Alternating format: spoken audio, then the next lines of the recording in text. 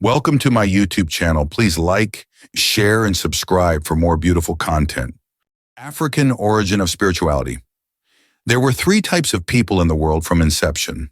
The people of the sun, Africoid type, the first to have emerged. The people of the sand, the Western Asiatic type, today called Middle East by Europe. The people of the ice are the European type, who was the last to come into that arena called civilization. According to John Henrik Clarke, leave these three types, each in their own habitat, the whole world have been a more peaceful and stable place. But Africa always had what others wanted and can't do without, but weren't ready to pay for. These groups had different temperaments, and maybe they were not supposed to mix. The mixing of these three had done more harm than good. It is like making oil mix with water. Serious heating is required. This heating process of the mixing of these three different groups had brought more devastation than any other thing to the Africoid group, much more than on any other groups that followed. It had almost by design left Africans as the invisible man in history, almost like Africa came into existence in the 15th century CE. But let's look at historical facts from as early as can be reasonably pulled together. The first known outsider to have come into Africa was a Chaldean known as Abram in 1675 BCE. The Ka, land or landmass, connecting the lands across the Mediterranean was called Kemet, and most of what is Africa today from South Sudan of today to the Cape was known as Ethiopia, and the people were all known as Ethiopies, and Kemet was a child of Ethiopia, both in origin, spirituality, and early civilization. By the time of the Chaldeans' arrival, 82 of the pyramids in Kemet were already built, and the civilization around the Nile was in its 21st dynasty. At this point, there was no Europe yet. The land of the Icemen existed, but the Iceman was yet to learn to wear shoes on his feet or live in a house that had a window. There was no Greeks at this time, no Romans, no Etruscans, Picts nor the Magyars, no Jerusalem, Mecca. And the concept of a Jehovah or Allah, Allat, were not known or heard of whatsoever the world over. It was yet to come into any form of known existence.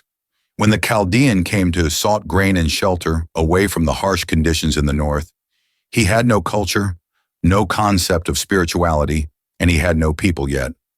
When his descendants left about 4 centuries later, they had all three. And most importantly, they had a language of their own and an African prince by the name Moshe, or Moses, to lead them. They were asked by African kings to obey African laws or leave. This gave birth to the folklore that became the story of the Exodus, which the Hebrew people would later write about, while in exile in Assyria in the 5th century BCE. The historical version differed greatly from Hebrew-Aramaic biblical version. In 701 BC, Tirhaka, king from the south around what's today South Sudan, Uganda, Ethiopia, and part of Kenya, had to go across the Mediterranean to stop those who were fighting up the Hebrew, who were now a people after leaving Africa, and who had developed their own concept of spirituality from Africans and had their own god called Jehovah, or Yahweh. This was a concept of a godhead that research showed to have probably been derived from Ta and Aten in Africa, known around the area around passing of the Nile in Uganda to have formed man from clay. The next groups to have arrived came in the 16th century BC and later brought about the Bronze Age collapse in the form of the Z peoples. Then Assyrians came in 665/6 BC. In 550 BC, the Elamites and the Midians sacked the Assyrians and gained control of Kemet at the Nile Delta.